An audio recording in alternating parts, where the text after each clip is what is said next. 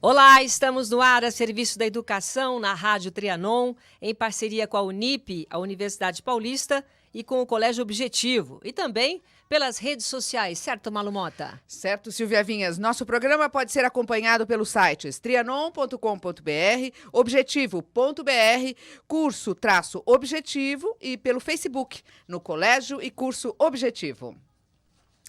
As mulheres se destacam cada vez mais em todas as áreas. A mais recente participação feminina foi na ciência. Ter uma brasileira na equipe que registrou a primeira imagem feita do misterioso buraco negro nos enche de orgulho. No programa de hoje, vamos destacar a contribuição das mulheres na ciência. E falando em descobertas e pesquisas, de tempos em tempos, os fósseis são encontrados no mundo inteiro. Vamos saber qual a importância dos fósseis para a humanidade. E no mundo cada vez mais digital, como fica o letramento? Quem não se comunica ou se adapta, ou mesmo quem se recusa a aceitar essa revolução tecnológica, pode ser considerado um analfabeto digital. Esses são os destaques do Duanatriz de hoje, que está só começando. Fique ligado, porque o nosso compromisso é com a educação. Até já.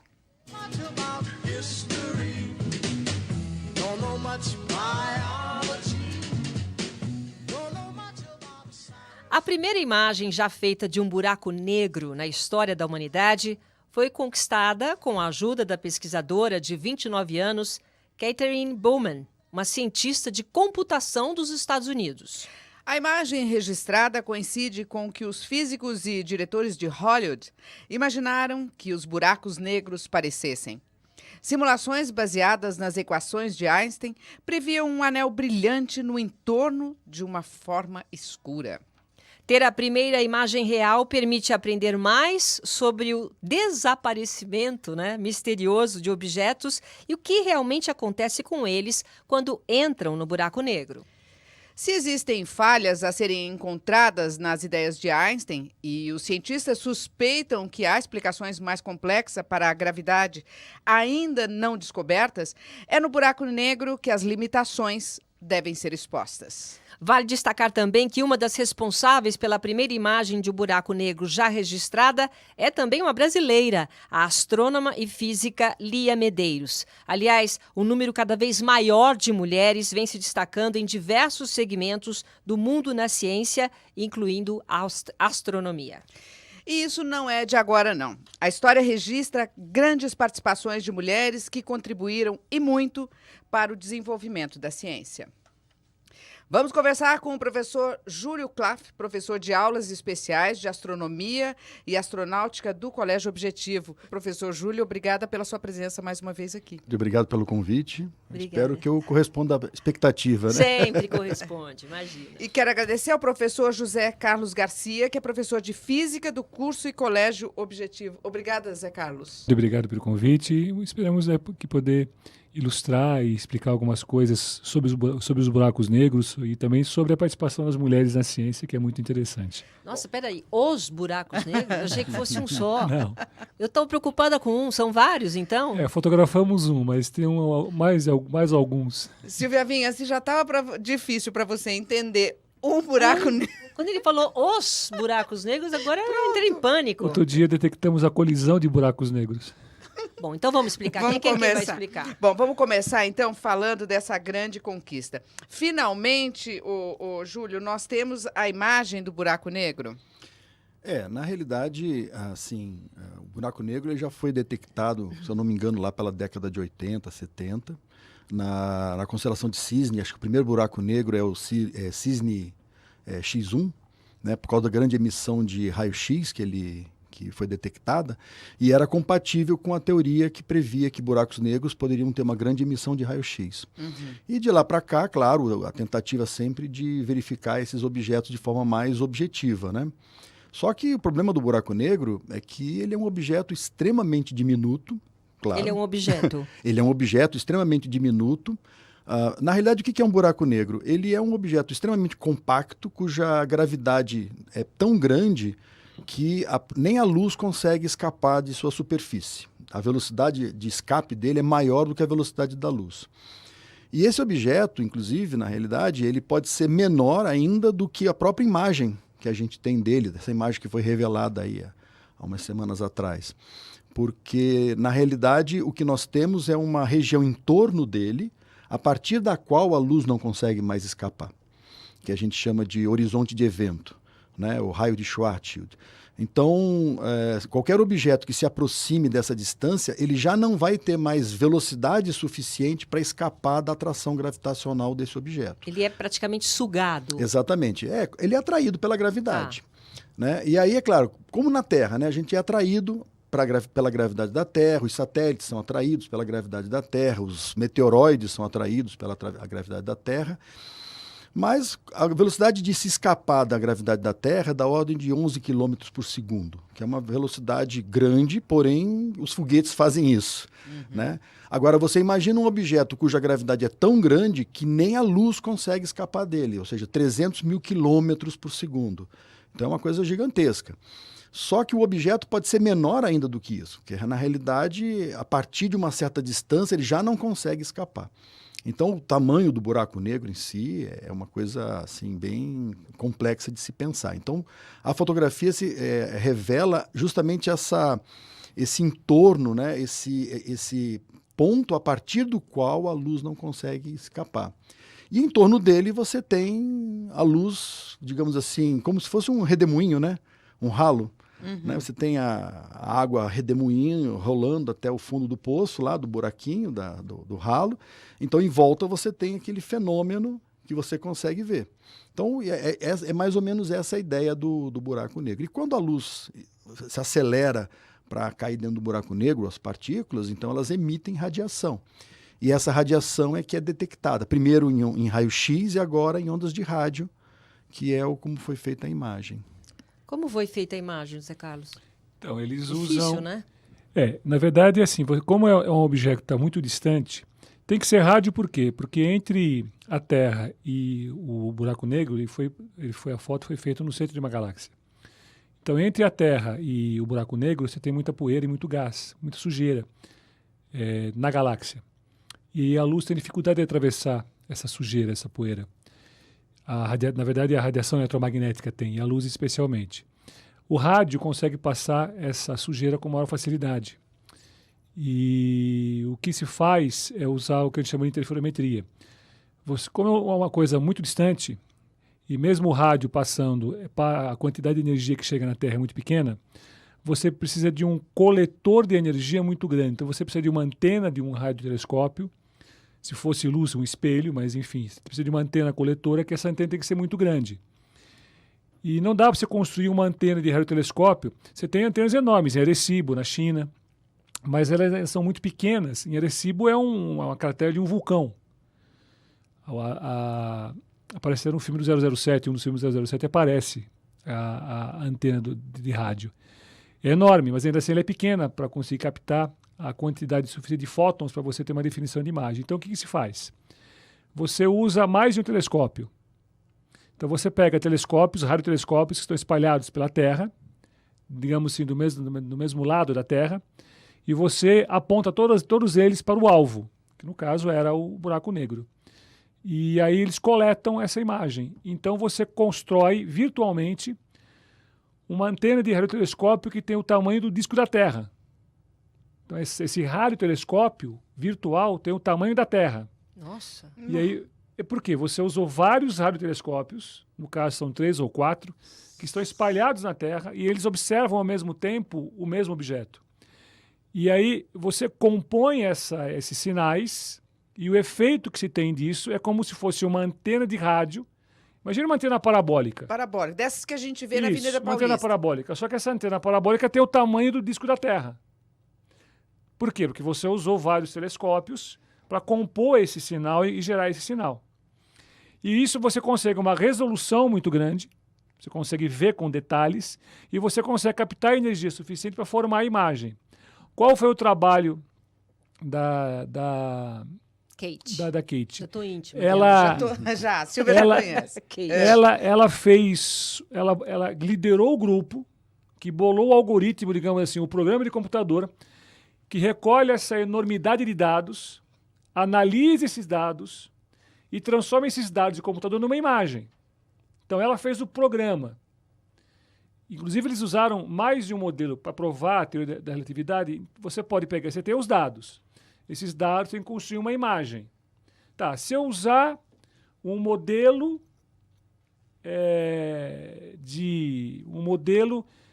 por que o buraco negro é daquele jeito? Então, vamos tentar explicar com um certo modelo teórico.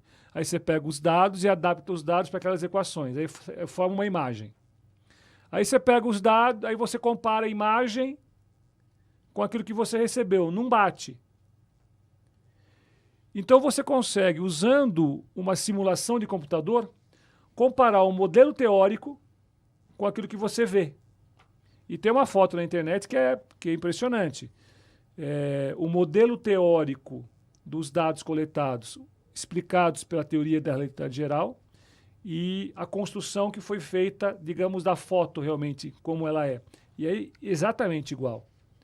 Aparece aquela mancha preta no meio, quer dizer, aquela mancha preta, como o professor falou, o meio da foto você passou do horizonte de eventos. Aquilo não é o buraco negro. Aquela mancha preta que tem no meio da foto não é o buraco negro. O buraco negro está lá dentro. Aquilo é a sombra que o horizonte de evento faz, porque nada sai dali. Então, aparece aquela mancha preta e o halo, que é o disco de acreção em volta, que é gás, que é plasma, que está girando Sim. ali absurdamente rápido, e as partículas emitem radiação, emitem raio-x, rádio, que foi detectado, emite luz. E aí você vê esse halo em volta daquela mancha preta. O buraco negro não é aquela mancha preta. Aliás, a densidade daquele objeto é menor que da atmosfera. Professor, eu achava que o buraco negro era aquela mancha Não. preta. Achando que o buraco é aquele ali, que ainda tem coisa lá dentro. Aquilo é o seguinte, então você tem o horizonte de eventos, qualquer coisa que fica a uma distância menor que o horizonte de eventos não consegue escapar da gravidade do buraco negro. Então ali fica escuro. Em volta você tem as coisas que estão sendo puxadas por esse ralo, que é gás, que é poeira. Eles começam a girar muito, muito, muito rápido. E aquele material entra em fusão. Começa a liberar radiação. É quase como se formasse uma espécie de estrela em volta do buraco negro. Mas aquele espaço tem milhões de bilhões de quilômetros de diâmetro. E o buraco negro é uma coisa que é, como a gente chama, que é uma singularidade. O buraco negro é um ponto. Aquilo não é um ponto. Aquela foto tem bilhões de quilômetros de diâmetro. Eu nunca vou conseguir atingir isso, Júlio. Em que sentido? Não, assim, porque eu tento imaginar, eu estava Bilhões de pesquisando, quilômetros você não eu vai já achei atingir que o tão buraco fácil, fosse né? aquele pretinho lá no meio, já não é mais profundo, e quando entra tem um monte de anos, um monte de coisa no meio. Explica um pouquinho melhor isso. Tem eu acho que... a sua tia, como é que chama? A tia Mariana, ela A é... tia Mariana, Tia não vai Mariana- entender, gente. Pois Nós é. estamos fazendo um programa difícil. Então faz o seguinte, pede para a tia Mariana fazer o que a gente faz em aula, né? Quando vai explicar o que é um buraco negro. Pede para fazer uma cama elástica, né? Tá. E essa cama elástica está supostamente simulando... A tia Mariana com a né? cama elástica. Com a cama elástica. Não, ela deve ter, né? Deve ter. Deve ter uma cama elástica, Cama né? elástica, isso E mesmo. aí ela chega e coloca um peso, né? Um peso de chumbo Tá. na cama elástica. O que a cama elástica vai fazer? Ela vai Vai afundar. abaixar. Afundar. Vai Isso. afundar. Então imagina se ela colocar um peso cada vez maior, vai afundar cada vez mais. Certo. E ela não vê o que ela colocou, Então, porque ele afundou. aparentemente você vai fazer um buraco, Sim. né? Você vai fazer um buraco. Então, esse é o tal do buraco negro. Agora, você não está vendo o pezinho lá dentro. O que você está vendo é onde você não consegue mais ver. De repente, você olha para a cama assim e aí já não consegue mais ver o que está lá dentro do buraco. Quer dizer, a imagem não ajudou em nada. Não, Ajuda. ajudou. Ajudou no quê? Ajuda. Primeiro porque demonstra que o modelo de Einstein está Isso. correto. Primeiro. Ai, é vamos mais falar uma de demonstração. Einstein. Vamos falar aqui. E outra, você consegue... Porque você não consegue ver o que tem no buraco negro. Porque buracos negros não tem cabelo. Que? É pra rir essa parte? Não, essa é uma coisa que o pessoal da astrofísica fala. O buraco, a única coisa, como não sai nada do buraco negro, você não tem informações do buraco negro. Pois é. Agora, o que a gente sabe do buraco negro? A massa dele, quanta massa ele tinha, quando virou um buraco negro, quanta massa ele tem, isso a gente sabe. Até pelo tamanho do horizonte de evento, o tamanho do disco de acreção, a gente sabe disso. E a rotação do buraco negro. Agora, se o buraco negro foi feito porque foi uma estrela que colapsou, ou 10 estrelas, ou foi um grande pacote de marshmallow que era grande demais e encolheu, o que gerou o buraco negro, a gente não consegue saber o que é. 2 buracos negros são indistinguíveis, a menos da sua massa e da rotação. Então é só essa informação Que já a é gente um tem. adianto aí. Sim, que já é alguma coisa que a gente consegue saber. Aham. Agora, já que eu não consigo saber nada a respeito do buraco negro, porque é impossível, nada sai dali, eu tenho que olhar o que está em volta dele. Então, na verdade, eu não estudo o buraco negro, eu estudo o que está em volta dele. E entender o que está em volta dele, Vai ser possível com a é, foto. você consegue Com ter essa mais imagem. informações. E o que vão fazer agora? Eles vão colocar mais telescópios. Isso não é ficção científica. Eles vão colocar telescópios na Lua. A China já mandou um radiotelescópio à Olha Lua. isso, telescópio na E vão na colocar Lua já. radiotelescópios em satélites em órbita da Terra. Então, de repente... Todos virados para o buraco negro. ou para qualquer coisa que você queira olhar. Então, daqui a pouco, a gente vai ter uma antena parabólica, não do tamanho da Terra, do tamanho da órbita da Lua. Aí você vai conseguir enxergar esses objetos, não só buracos negros, tem outras coisas exóticas no espaço, com uma resolução e uma qualidade de imagem muito melhor. Você vai ver em 4K o buraco negro. É assim, está vendo o buraco negro em resolução de 8 bits. A gente vai ver o buraco negro em 4K, mas não o buraco negro. Você nunca vai ver o buraco negro. Qual que é a importância, Júlio, dessa descoberta? Mas acho que antes, como é que é o nome da sua tia? Tia Mariana. Tia Mariana. Tia Mariana. Mariana. Explicar para tia Mariana. Então, não, tudo bem. Vamos supor que a tia Mariana fez a experiência lá Tá. com a cama elástica, né? Mas uma outra coisa também é entender esse negócio do telescópio grande. Então, o que acontece? Para você conseguir ver coisas cada vez menores ou mais distante, com melhor qualidade, você precisa de um telescópio cada vez maior em diâmetro. Então, por exemplo, se você tem um telescópio, sei lá, de 10 centímetros de diâmetro, você consegue ver, digamos assim, consegue ver as 2 estrelas alfa do Centauro, que são 2 estrelinhas, uma que gira em volta da outra, você consegue ver uma do lado da outra, tudo bem. Né? Isso aí é mais ou menos, acho que 1 segundo, 2 segundos de arco de diferença. Só que o buraco negro, ele realmente é muito pequeno. Ele, se eu não me engano, o tamanho do horizonte de evento dele é equivalente à distância do Sol até o planeta Netuno. Então imagina o sistema solar. De Sol até Netuno é o nosso sistema solar, nosso sistema planetário. Então esse horizonte de evento é deste tamanho. Parece grande, mas se você estiver olhando a bilhões de anos-luz de distância numa galáxia, como é o caso de Messier 87, realmente é uma proeza muito grande. Nenhum telescópio seria capaz de sozinho resolver esse objeto. Mas- Por isso que tem cada vez maior. Claro. Mas aí, o que eu quero saber é o seguinte, qual é a importância disso para nós, né? Para o mundo, para o planeta? O que vem daqui para frente, descobrindo essa imagem, uma das maiores descobertas dos últimos séculos? eu acho Qual que é a que- importância disso para nós? Essa pergunta é uma pergunta quase que filosófica, né? Porque qual a importância da ciência básica? Né? Ou seja, provar a teoria de Einstein, o que isso agrega no meu dia a dia? Bom, para começar, o trabalho da Catarine foi a tese do doutorado dela de 2017. Que é dessa cientista americana. Já em 2017, ela já tinha esses resultados de alguma forma. E a grande preocupação dela é que ela queria consolidar os dados de tal forma que fosse uma coisa objetiva, ou seja, é o que eu estou vendo e não o que o Einstein previu que fosse visto. O grande lance foi o fato de que a fotografia não foi baseada em nenhum modelo prévio, foi uma fotografia real do objeto, né? E aquilo bateu muito bem com o modelo do Einstein. Ai, é demais, né? né? Agora, se a gente pensar qual a importância do que o Einstein fez em termos de ciência e tecnologia, a gente pode, sabe... Fazer um outro programa. Não é isso. A gente olha para a nossa tecnologia de hoje em dia, o quanto das descobertas do Einstein estão lá dentro. O próprio efeito fotoelétrico, a gente é uma descoberta dele, e um estudo dele, e a gente não pode deixar de... Os carros nas ruas, né? Tudo Por exemplo, mas a outra coisa também é a própria tecnologia embarcada nesse processo, nesse interferômetro, ou seja, os telescópios, a tecnologia deles, a forma como eles são integrados através de uma rede de computadores. Isso. Ou seja, essa tecnologia que está sendo utilizada tanto nesse telescópio, nesse interferômetro, como nos outros experimentos que são feitos, Interferômetro. daqui a, sei lá, daqui a 10 anos já pode se tornar algo que a gente vai manipular no dia a dia, num celular, por exemplo, em alguma forma de comunicação. Muitas vezes, quando a gente fala em ciência básica, o importante não é onde eu vou chegar, o importante é o caminho. Em tudo também na É, vida. os subprodutos, né? A tecnologia desenvolvida. Já que é filosófico, em tudo na vida, O que né? mudou na minha vida é ir para a Lua? Nada. Não, mas os avanços tecnológicos Sim, que a gente está exatamente. falando Isso é o são ganho as indireto. consequências. Então, o estudar a formação do universo, estudar os buracos negros, não vai mudar a minha vida. Agora, o que eu ganho, o que a sociedade, o que a humanidade ganha com o acúmulo de conhecimento tecnológico, Que com vamos esse algoritmo que essa pesquisadora desenvolveu, ela desenvolveu com o propósito de estudar aquela imagem.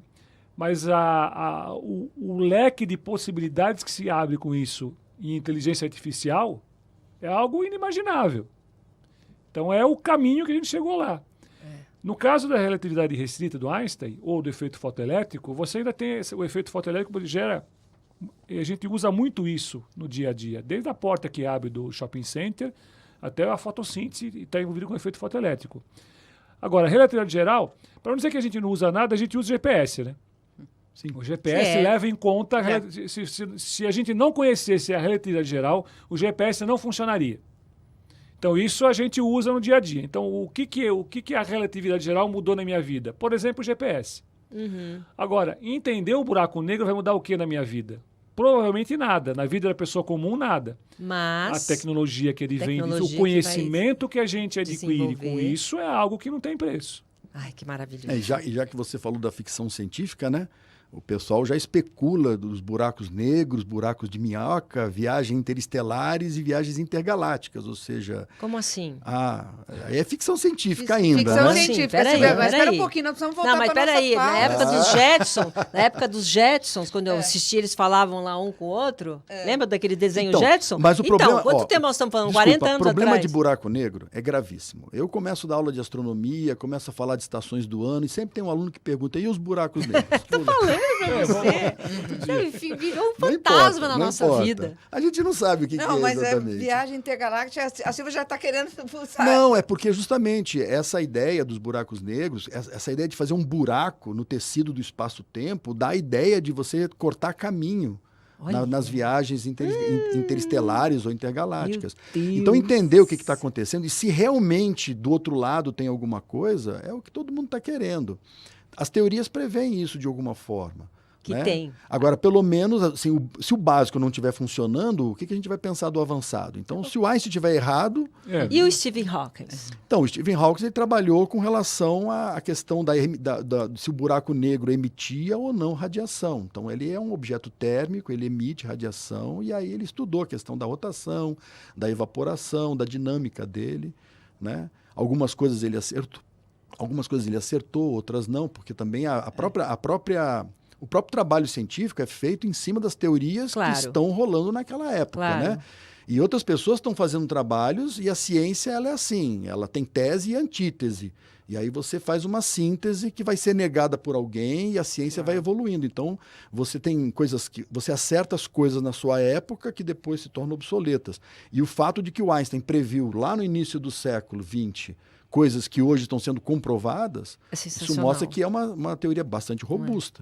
É verdade. Agora, entrando aí na questão das mulheres, né? Esse feito da Catherine, ela, depois disso, a gente começa a olhar para outras mulheres que fizeram história também. Por que é um lugar que não se fala muito das mulheres, Zé Carlos? Porque, primeiro, é uma questão de preconceito da gente, é uma questão de cultura. Você tem menos mulheres, historicamente, menos mulheres envolvidas com ciência do que homens. Então, quando você pega historicamente uma personagem feminina que teve um trabalho relevante na ciência, essa mulher ela é uma super-heroína. Se hoje já é difícil você achar, hoje é muito menor essa diferença, mas você pegar uma estatística, a quantidade de mulheres que trabalham em ciência aplicada ou ciência pura hoje em dia, comparado com homens, são muito mais homens. É que o Isso é objetivo tá cultural. mudando, né? É Aqui cultural. já tem bastante mulher, não tem bastante mulher na sua aula? Não tem. Tem menos. Tem menos. Tem Isso menos aqui só. ainda é. Como tem menos mulher na Câmara dos Deputados, como tem menos mulher É. que são CEOs de empresa. A gente está mudando Está devagarinho. mudando. É, Na ciência é a não mesma é uma coisa. questão cognitiva, não é uma questão Não, é cultural. intelectual, é puramente cultural. Cultural. Agora, quando você pega uma mulher que nos anos 20, anos 30, ela faz um trabalho relevante na ciência, essa mulher é uma super heroína, essa mulher tem que ganhar uma estátua, essa mulher, né, ela é... Em geral, ela ganha. Mas ganha, essas mulheres antigamente, né? No caso, por exemplo, vamos citar a primeira, a esposa do Einstein. As mulheres, elas faziam, até culturalmente falando, elas faziam aquela coisa tipo assim, eu dei a ideia, mas faz de conta que foi do Júlio, né? A Mileva abriu mão da vida acadêmica dela para fazer o Cuidar papel dos de filhos. mulher dele. A Mileva é a esposa A do... esposa É a do primeira Einstein. esposa do A Einstein. primeira esposa É. do Einstein. Ela Então, era- ela ia ser matemática ou física. Ela era colega do Einstein no Instituto Politécnico de Zurique, era colega dele. E ela era a única mulher que estudava física e matemática lá. Ela é de família rica e tal, e ela acaba o curso com o Einstein, e aí eles se envolvem, o Einstein se apaixona por ela, se apaixona por ele, e eles se casam, tem 3 filhos, uma filha, eles têm antes do casamento, ela é solteira, e depois tem 2 filhos, enfim, tem toda uma história de romance aí.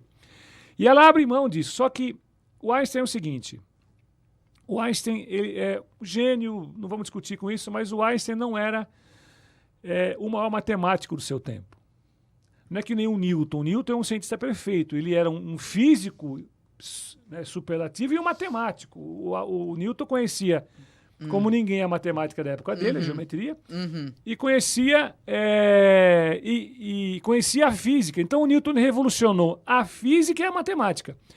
O Einstein não faz com a matemática. O Einstein é um matemático limitado. Então, tanto é que todo o trabalho do Einstein tem sempre um grande matemático dando o embasamento teórico da matemática para ele. Então, há uma história, alguns biógrafos do Einstein dizem isso, que a Mileva era uma matemática melhor que o Einstein. Então, o Einstein ele bola a relatividade geral, a relatividade restrita, e ele faz as contas, faz lá os cálculos e tal, mas ele tem alguma dificuldade. E o que a Mileva faz? Ela ajuda o Einstein na matemática. Então, a relatividade restrita, ela teria tido uma contribuição relevante da Mileva, da esposa do Einstein. Só que eles se separam, eles se divorciam. E aí o Einstein fala o seguinte, olha, quando eu ganhar o Nobel, isso que é quando eu ganhar o Nobel, eu dou metade do dinheiro para você. E ele faz isso. No acordo de divórcio está isso. Marido bom esse. Ele coloca lá e o prêmio Nobel sempre foi um dinheiro bom. Tanto é que ela compra depois umas casas e vai viver de aluguel. Nossa, né? mas você está contando toda a história Você da fofoca, Mileva, hein? é, fofoca. Caramba! Esse programa tá ficando interessante. E aí então ela teria feito esse trabalho de matemática, ela teria ajudado o Einstein na matemática. Como na relatividade geral também. A matemática da relatividade geral é topologia, é cálculo tensorial. O Einstein não tinha esse domínio da matemática para isso. E outras pessoas vão trabalhar com ele com isso. Então a Mileva teria feito isso. Mas a Mileva teria feito um trabalho nos bastidores. Você tem outras mulheres na história da ciência que fazem um trabalho protagonista. Por exemplo, até aquele filme daquelas 3 mulheres negras, Estrelas Além do Tempo. Estrelas Além do Tempo. Você assistiu? Você tem que ver. Tem que ver. Tem E que vale ver. aqui uma sugestão para o nosso internauta, para o telespectador e para o ouvinte. É um filme maravilhoso, chama Estrelas Além do Tempo. Por causa naquela época que teve a guerra, corrida nuclear. a corrida nuclear, Corrida entre- espacial. corrida espacial, perdão. A fundação tá, da NASA. tá. São as mulheres que Tudo fazem bem. os cálculos. Tudo bem, tudo E bem. elas faziam os cálculos. Sim, eu vi né? um documentário sobre isso, mas não me lembro de ter esse título. Então, a importância das mulheres que estavam lá meio que invisíveis. Na área da Mas ciência da computação, né? Os Na história da ciência da foguetes estão computação. subindo todos porque elas ajudaram, não é isso? Sim. Ó, só para voltar no foco, por exemplo, desse buraco negro, a própria Cat, ela explicou que o grupo, na realidade, a equipe são de 200 cientistas. A Cat é essa 200. essa É, a Cat cientista. Bauman. A Cat Bauman, Né? que é a que cientista. está recebendo os créditos Isso. do algoritmo. Por quê? Porque é a tese dela, é o trabalho que ela fez de doutorado no MIT, se eu não me engano. Né? Mas aí tem lá uma equipe que você falou de... Sim, não, a equipe desse interferômetro, né, do EHT... Interferômetro, adorei. A gente chama de telescópio, mas é interferômetro. Não, São vários interferômetro, eu telescópios, tô um pouco né? mais avançada no bonito, interferômetro. né? Todo programa ela sai daqui com uma palavra, entendeu? Interferômetro. Então, ela mesmo disse, são 40 mulheres nessa equipe. Então a gente já percebe que mesmo são 200 cientistas, dos quais 40 são mulheres. Ela está recebendo os créditos todos porque ela que juntou tudo, porque é isso? é a tese de doutorado dela. Claro. Então, não só está confirmando a teoria do Sim. Einstein, como está confirmando a própria tese de doutorado dela, que é uma coisa muito importante. Uma tese de doutorado é sempre uma coisa inovadora e que precisa ser comprovada. Então, no caso dela, funcionou e vai ser aplicada daqui adiante como uma tecnologia para esse tipo de coisa. E ela provavelmente está inspirando mais mulheres a irem para a Sim, ciência. exatamente. Sim, não é? Eu acho que aí é que está a grande importância de a gente chamar atenção para a participação das mulheres. Porque não há uma diferença. É como eu falei, o problema é talvez cultural, ou até mesmo, eu não sei se de interesse das mulheres, que eu não acredito muito. Né? Porque a mulher é curiosa. Hoje mesmo eu estava saindo de casa e estava tendo alguma coisa na televisão onde estavam falando sobre a participação das mulheres na ciência da computação. Se eu não me engano, tinha a ver com as FATECs, inscrição. E aí estão montando um grupo para motivar as mulheres a participarem, a se inscreverem. E aí perguntaram para uma aluna por que ela achava que tinha tão pouca. E ela disse, é porque a gente tem medo. Medo? É medo. É cultural. De trafegar num território que é basicamente masculino. Exatamente. Desafiador, né? O desafio não é o problema também. Eu acho que é mais, sei lá, é medo. Medo do preconceito, isso. Então, na medida em que você abrir... É como no caso da astronomia, né? A gente sabe que na Olimpíada de Astronomia, nas internacionais e na latino-americana, a gente tem uma cota. É obrigado a ter uma mulher na equipe. Já para forçar Sim, realmente... não importa a nota que ela tirou em relação aos outros. É para quê? Justamente para motivar, para inspirar. Então, isso aí é uma coisa interessante a ser colocada. Gente, eu queria destacar o papel de outras mulheres aí também. Você tem aí a Marie Curie. Marie Curie. Essa é uma das primeiras, né? Marie Curie. Marie Curie. Marie Curie. Marie Curie. Ela era polonesa, também, começo do século XX, e ela, na Polônia, o pai dela era professor de física. E quando a Rússia, vira a União Soviética, que a Polônia ela entra no regime ali da influência soviética. Dos países de cortina de ferro? Eles perdem o dinheiro, a família empobrece, e aí não se pode mais ensinar ciência na Polônia, enfim. E ela era apaixonada por ciência, e o pai ensinou física para ela, ensinou matemática, e ela e a irmã conseguem sair da Polônia e ir para a França, a irmã vai fazer medicina, e ela começa a estudar física e não pode estudar física porque mulher não podia estudar física na França. Aí mas ela consegue se formar e ela luta a vida inteira lutando para ter uma posição na academia, até que ela consegue o diploma, é reconhecida. Ela se casa com o Pierre Curie, que é o marido dela, e eles vão estudar a radiação, que é um tema novo. A radiação era um tema totalmente inexplorado naquela época. E eles vão estudar a radiação, os elementos radioativos. E eles descobrem elementos radioativos, descobrem o polônio, descobrem o rádio, e o marido dela morre, ela continua o trabalho de ciência, e no fim ela ganha... É a única mulher que ganhou 2 prêmios Nobel na história. Tem 4 pessoas que ganharam 2 prêmios Nobel na história. E ela é a única mulher que ganha 2 prêmios Nobel na história. Um de física, por causa do estudo da radiação, e outro de química, porque descobriu novos elementos. Então, é um exemplo de uma heroína, uma mulher que está muito à frente do seu tempo. Só que hoje em dia, essas coisas estão muito mais diluídas. Quer dizer, os exemplos das mulheres do passado realmente é uma coisa muito... Porque foram muito pioneiras. Forte, muito forte. Né? Porque realmente a sociedade era muito mais repressora no passado. Sim. Hoje a gente só convive com preconceito mesmo.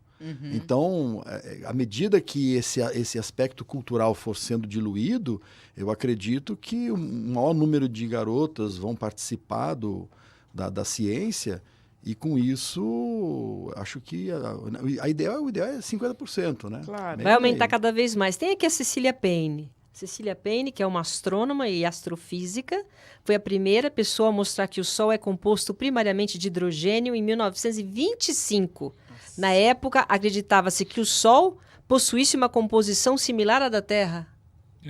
É isso? Isso é uma coisa que é um fato e é surpreendente. Eu não estava levando em consideração, não.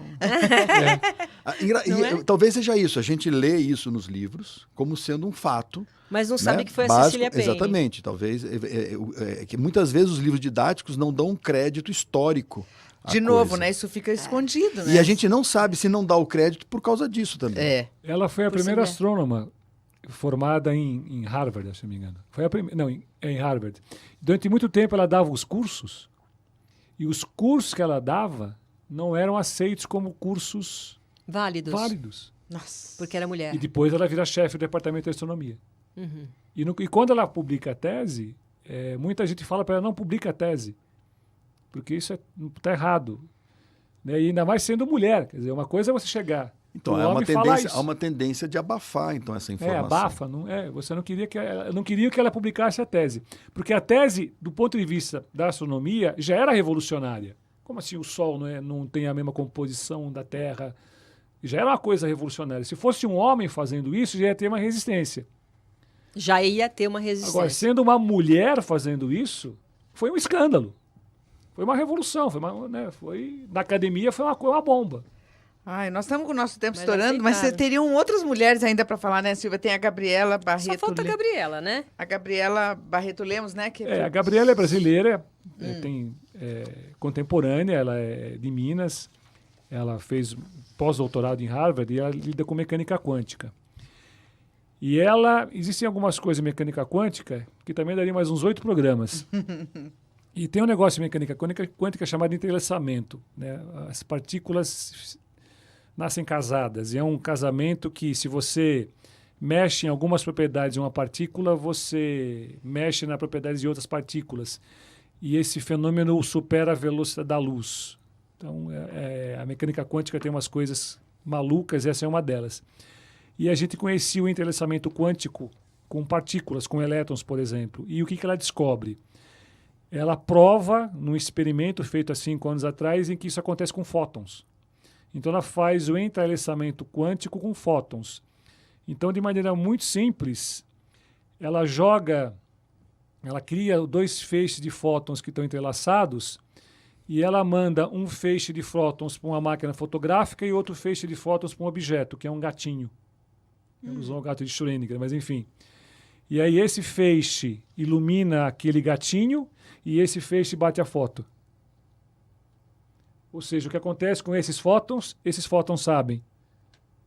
E esses fótons se comunicam. A gente tem que fazer um programa quântico. Quântico. E ela descobre, e ela é a primeira pessoa. Que bacana. Ela está no grupo, de novo, é um grupo. E ela é uma dos componentes do grupo, né, que está trabalhando com isso, com ótica quântica, que é uma das fronteiras da física. E ela é a primeira pessoa desse grupo e ela tem uma participação importante. Mas, por exemplo, a ideia do gatinho é dela e muito do trabalho dela contribui para fazer isso. E ela faz essa foto. Né? Então, eu ilumino ali e a foto bate aqui. O fóton que chegou lá avisa esse fóton que aconteceu alguma coisa com ele e esse fóton sabe. Quer dizer, um universo, né? É um universo de pesquisas, né? E é uma brasileira, é uma moça, uma menina, deve ter 30 e poucos anos, uma menina ainda, no meio eu fico acadêmico, feliz. né? Fico feliz. Uma pessoa de 30 e poucos anos é uma menina ainda. Ô, Júlio, e puxando aí, nós estamos encerrando o nosso programa, essa nossa entrevista, mas você vê, né, com isso eu acho que a gente consegue também puxar as meninas também... sabe, para entrar nessa área ter também. Exemplos, ter exemplos, né? Porque se isso, de alguma forma, está velado, se não é tão explícito, até para a gente falar dessa pauta, foi assim, será que não é uma coisa falar só de mulheres? Mas puxar, jogar luz sobre esse assunto, né, Júlio? Eu acho que à medida que a gente vai botando esses exemplos, mostrando, quebrando os tabus, eu acho que a tendência realmente é aumentar o número de garotas dentro de uma sala de aula que é basicamente de garotos, né? Exatamente. Mas, assim, o importante é entender que não há nenhuma restrição do ponto de vista cognitivo, intelectual, e que simplesmente é vencer preconceitos, tabus, Maravilha. que estão extremamente arraigados na nossa sociedade, porque eu não sinto mais esse preconceito por parte de professores, nem na área da universidade.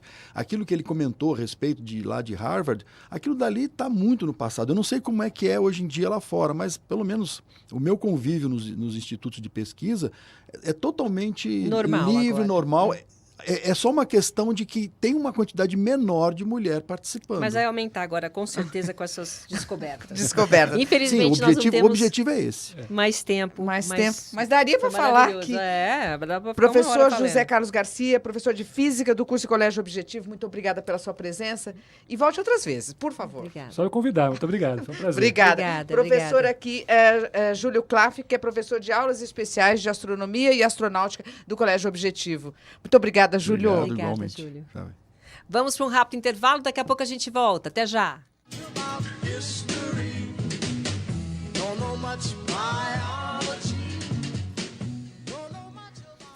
Bom, com o avanço das tecnologias digitais, entender as ferramentas de comunicação disponibilizadas graças aos recursos tecnológicos faz parte do mundo atual. Quem não se comunica ou se adapta, ou mesmo quem se recusa a aceitar essa revolução digital, pode ser considerado hoje um analfabeto digital.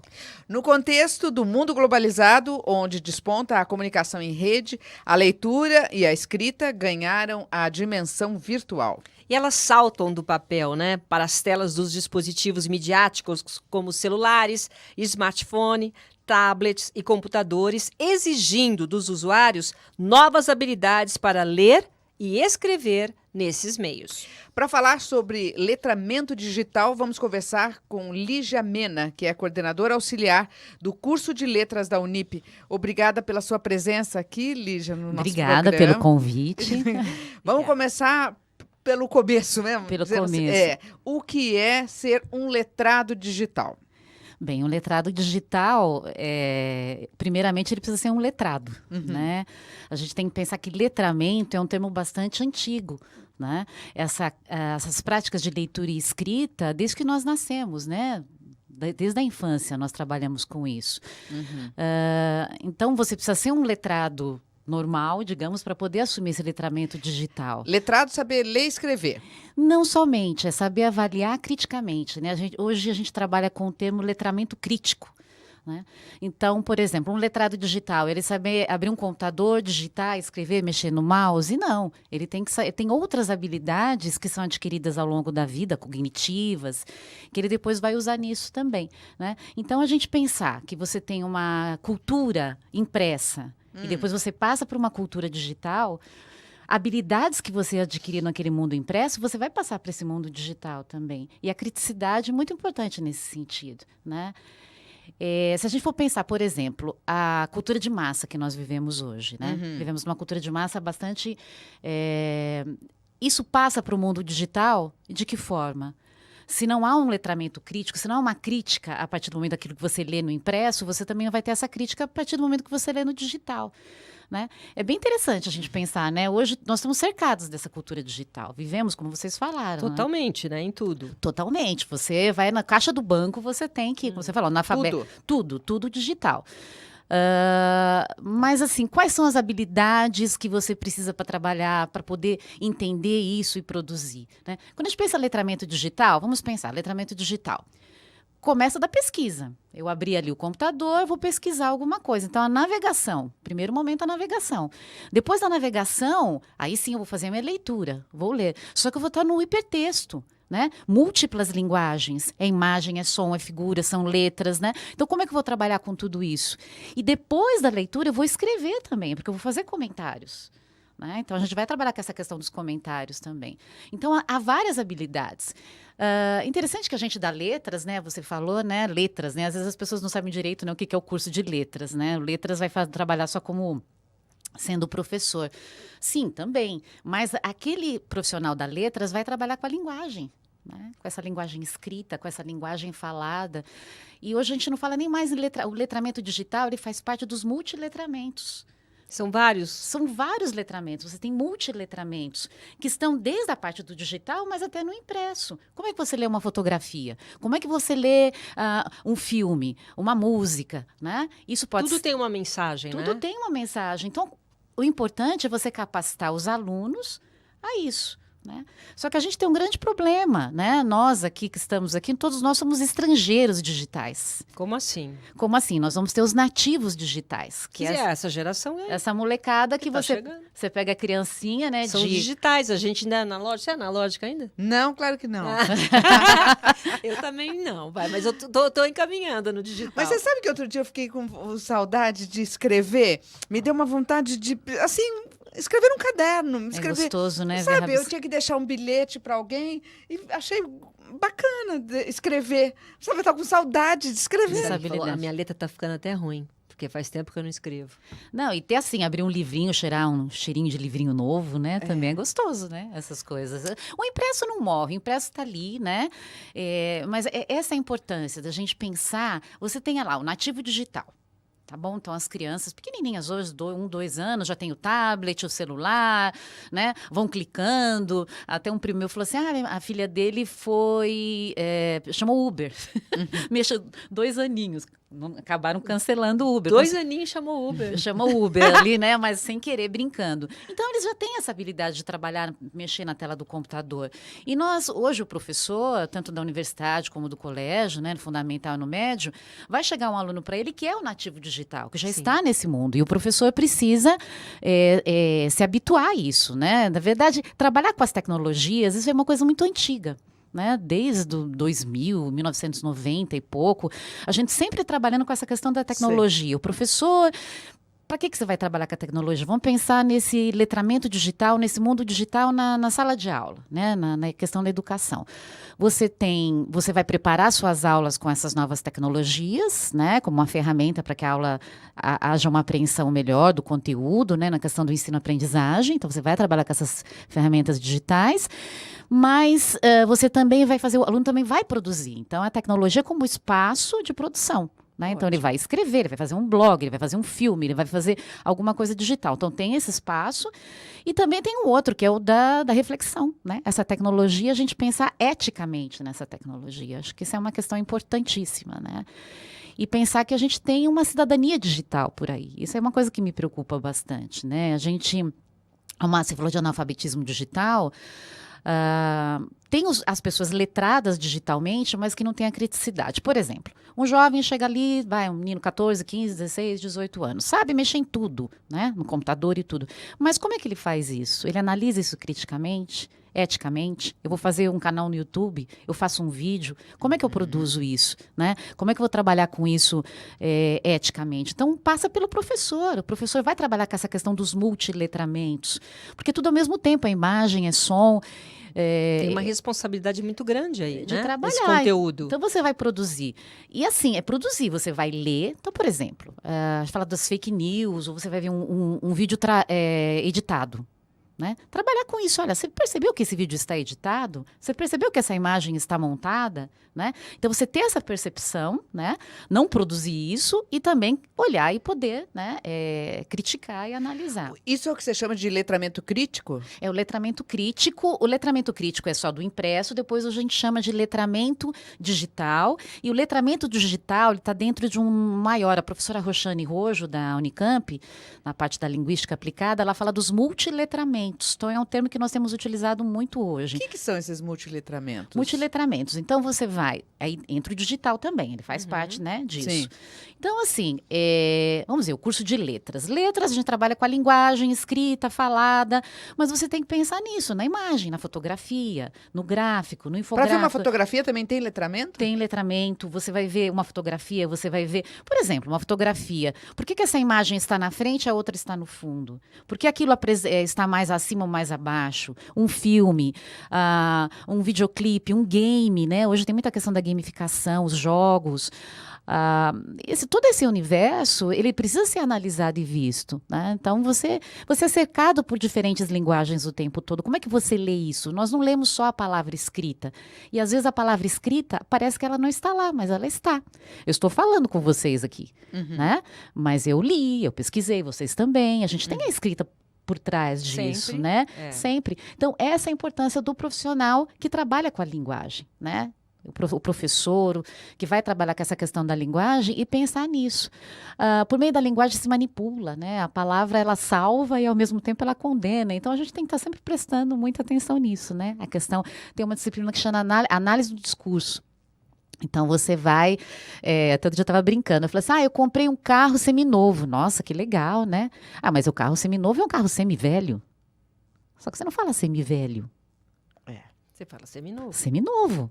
É o mesmo carro. Do contexto. Se ele é seminovo, se ele é semivelho. Mas seminovo é mais bonito, né? Assim, você pensar seminovo, você consegue vender o seu carro. Então, a questão da palavra é extremamente importante. Então, a gente pensar nos multiletramentos e pensar nessa cidadania digital. Hoje em dia existe a questão da segurança até, né? A segurança digital, você pensar na questão dos crimes digitais, tem muita coisa acontecendo.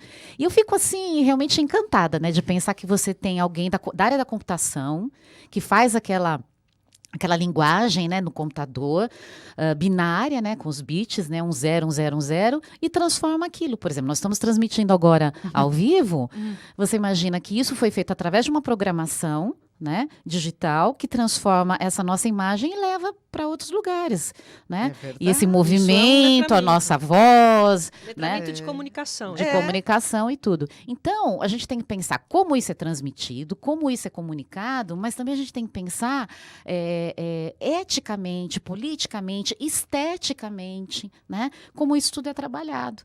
Então, é algo que é realmente um desafio para os professores, né? Quando a gente vai trabalhar com isso com os professores. Quando a gente fala aqui, né, você falou assim, que essa juventude, essa geração aí que já vem meio digital, sempre será importante aprender o primeiro letramento tradicional.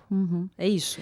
Isso é importante. Porque, por exemplo, assim, vou te dar um exemplo simples. Hoje em dia, a gente já aprende a dirigir num carro mecânico, num carro automático. Eu não preciso ir lá para o mecânico para aprender, eu já posso ir para o automático e pronto. Agora, o letramento sempre vai começar desde lá do começo, dos primeiros anos iniciais, tudo. Não vai ter nenhuma modificação sendo todo esse universo digital. Vamos prever, né? Vocês estavam falando aqui no outro bloco, né, sobre questões futurísticas. Não, mas acredito que possa ser um letramento diretamente digital, digamos. As crianças não têm mais contato nenhum com o impresso.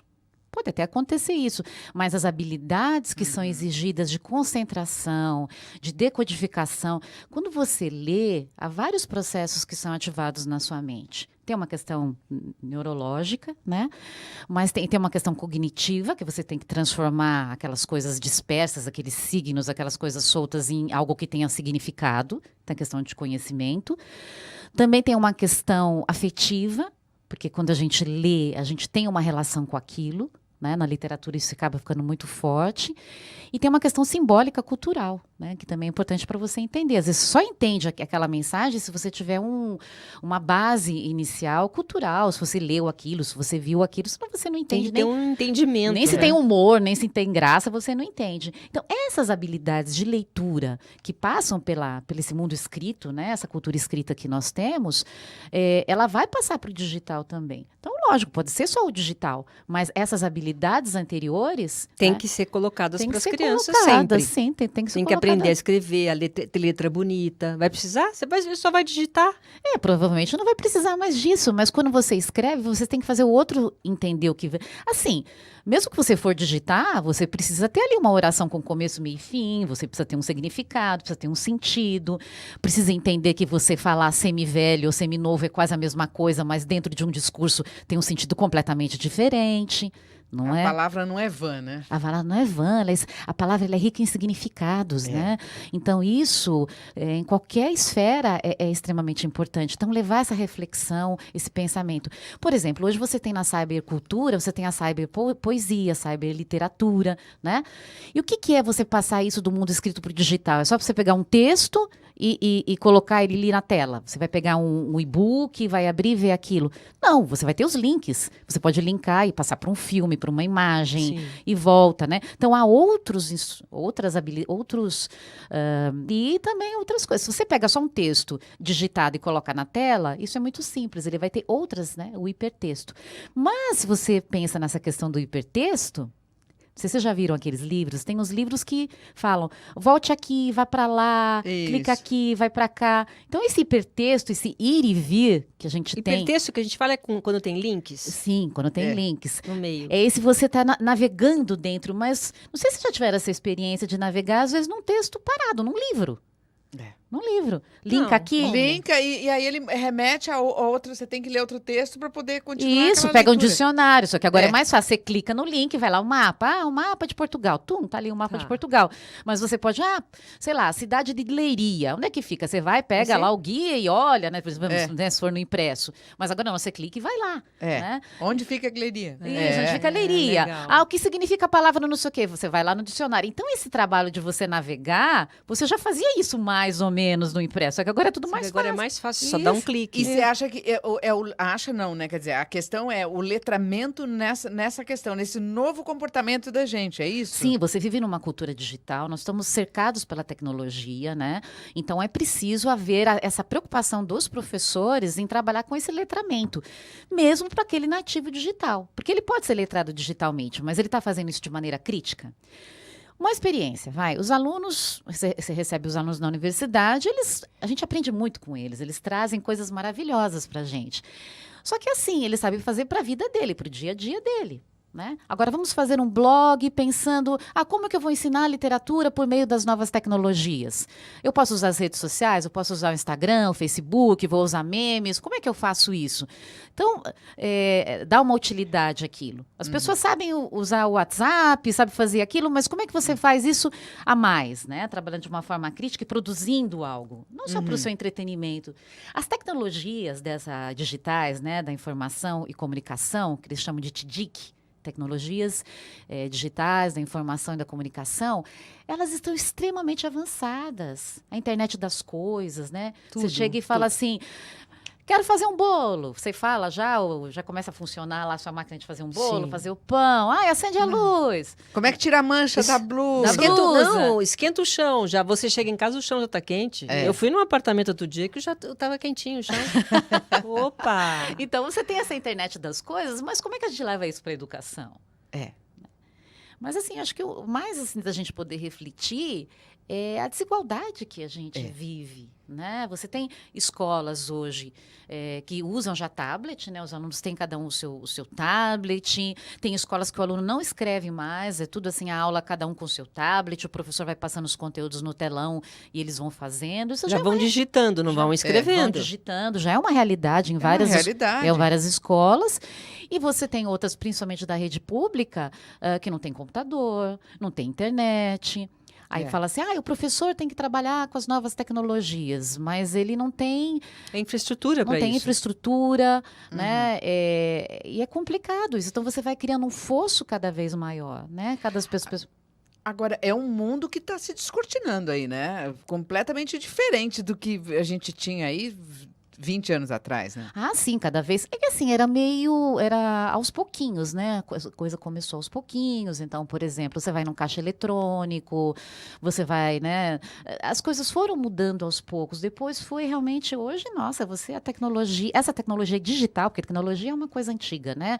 Você pega um giz, escreve na lousa, isso já é o uso do técnico, né? A gente fala tecnologia digital. Por exemplo, os parâmetros curriculares que ali prevêem, né, como o professor vai trabalhar nas suas aulas, já falava, temos que trabalhar com a tecnologia. Então, vamos fazer blogs, vamos usar isso, vamos usar aquilo. Eu lembro muito tempo, nos anos 2000, já trabalhava com isso com os alunos. Vamos fazer uma página na internet. Aí ia todo mundo no laboratório de informática para aprender como é que fazia uma página na internet, né? Então, hoje tem muita coisa. Tem a parte da robótica, tem os games, né? A questão dos algoritmos, essa linguagem. Então, realmente está bem contaminado, digamos assim. Nós vivemos nesse mundo, que é meio Black Mirror, né? Conhece a série, né? Black Mirror, né? É tudo digitalizado, tudo, né, essas novas tecnologias, mas tem esse fosso muito grande. Porque eu fico imaginando assim, era, por exemplo, antes, né, o curso de letras, o que que era? Ensinava a ler os clássicos, aquela coisa toda, né? Muito mais simples. Hoje virou... Hoje continua. O curso de Continua, letra. Mas o letramento também. Se não houver letramento, só o livro não sustenta, né? Não. Então, no curso de letras, o que nós temos feito, né? Tem várias disciplinas, inclusive tem uma que chama Relações, Ciências e Tecnologia, porque no curso de letras, é importante que vocês saibam, meninas, a gente trabalha com... É o professor, é a formação do professor, mas é o profissional que vai trabalhar com a língua, né? A língua portuguesa com a língua inglesa. Então, ele pode ser um editor, um tradutor, um revisor, um pesquisador, né? Até pensando, quando estou falando aqui de letramento digital, multiletramentos, quem está estudando essas coisas? Profissionais das letras, pessoal da linguística, né? Eles têm estudado isso. Então, não é só ser um professor. Quem faz letras pode seguir qualquer outra profissão trabalhando com essa linguagem, essas práticas de linguagem escrita, né? Escrita e falada, e esses multiletramentos e o mundo digital. É um Quer universo. dizer que é uma profissão Que do futuro, que não vai acabar. que não vai acabar. Ela tem muitas coisas. Essa questão da revisão, trabalhando com essa questão da linguagem. Hoje existe a linguística computacional, né? Existe Muitas áreas, né? Muitas áreas a serem seguidas. Então, nós temos algumas disciplinas, né? Relações, ciências e tecnologia. Então, esse professor, esse profissional, não adianta ele vai, lógico, trabalhar com a língua portuguesa, com a língua inglesa, com as literaturas, com toda a cultura, mas nesse universo digital, nessa cultura digital, como é que isso vai funcionar? Então, como é que eu vou ensinar a partir dessas metodologias, uma metodologia que inclua essas novas tecnologias? Então, nós discutimos isso com o nosso aluno, né? Tem disciplinas como literatura comparada, que eu vou trabalhar com cyberpoesia, cybercultura, nos trabalhos de curso, nas iniciações científicas. E os alunos vêm, uma vez uma aluna veio para mim, professora, eu quero trabalhar com fanfic. Eu, fanfic? O que é fanfic? Né? Fanfictions, não sei o quê. Vamos lá pesquisar. Que é um trabalho que você faz na rede, tem os sites disso. Vocês sabem o que é fanfic? Fanfiction? Você tem uma obra, digamos, Dom Casmurro do Machado de Assis. Tem a Capitu. Você cria uma história que a Capitu, que é a narradora, né? Ela que vai contar a história. Você faz uma ficção dentro da história. Eu vou contar, então, é fanfic, é ficção dos fãs. Qualquer história, Harry Potter, né? Senhor dos Anéis. Você cria os seus personagens a partir de histórias que já existem e você vai criando ali, né? Isso é uma coisa até antiga, existia até antes da internet, mas hoje, grandes dimensões. Ai, professor, uma pena que o nosso tempo está estourado. Já? Já. Mas você vai ter que voltar. Mas você vai voltar para a gente falar ainda muito mais sobre isso, porque agora você atiçou a nossa curiosidade. Não, mas é muito interessante. A gente trabalha essa questão assim. Então, vamos pensar. Letramento digital está dentro dos multiletramentos, né? Que o pessoal da letras entende muito bem. Vamos trabalhar com multiletramentos aí para fazer entender esse mundo novo, né? Que nós estamos vivendo, compreender, mas de uma maneira crítica. Né? Crítica, ética, acho que isso é muito importante. Tá bom, Perfeito, tá então. ótimo. Quero agradecer a professora Lígia Mena, que é coordenadora auxiliar do curso de letras da Unip. Volte outras vezes, professora, compromisso marcado. Então tá bom. Muito obrigada, viu, gente? viu? Muito obrigada. Rápido intervalo, daqui a pouco a gente volta. Até já.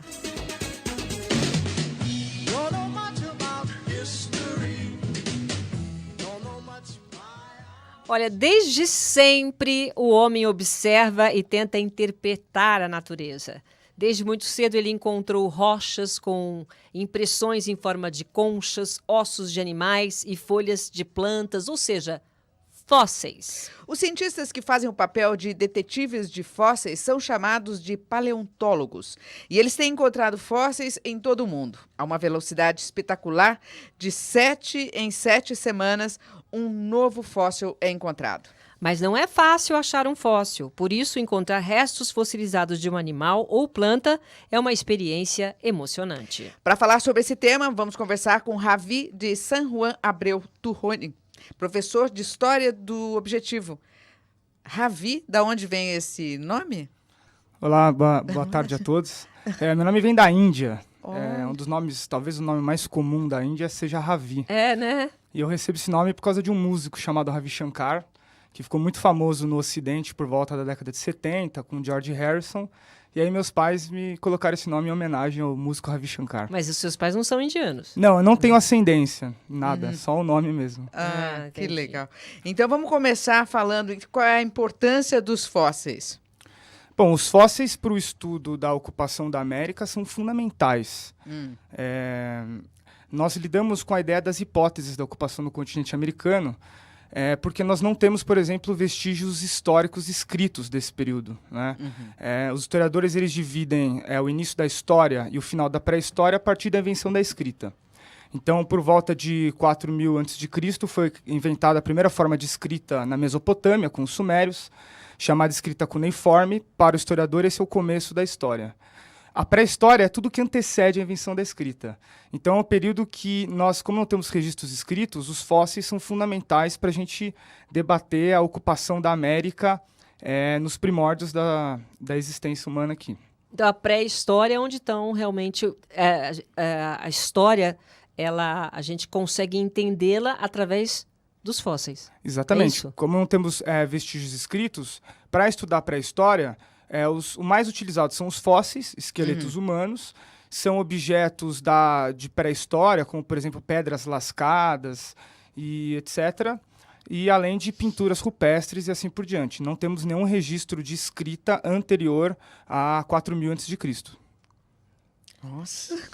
Porque faz sentido, né? Pré-história não tem nada escrito. Então, a gente consegue saber o que acontecia naquela época através dos fósseis, através das rupestres, do que era escrito. Eles mandavam as mensagens, é isso. Como é que se data o que vocês encontram? Vocês não, né? Porque você não é pesquisador. Quando encontra um fóssil, como é que consegue saber? Então, existem algumas técnicas que você consegue fazer a datação de um objeto histórico, né? A técnica mais utilizada é a técnica de carbono 14. Através de uma técnica especial, você consegue, digamos, datar o quão antigo seria um fóssil, né? O Homo sapiens surgiu mais ou menos há cerca de 100 mil anos atrás. E os fósseis mais antigos do continente americano datam por volta do ano de 14 mil a 12 mil anos atrás.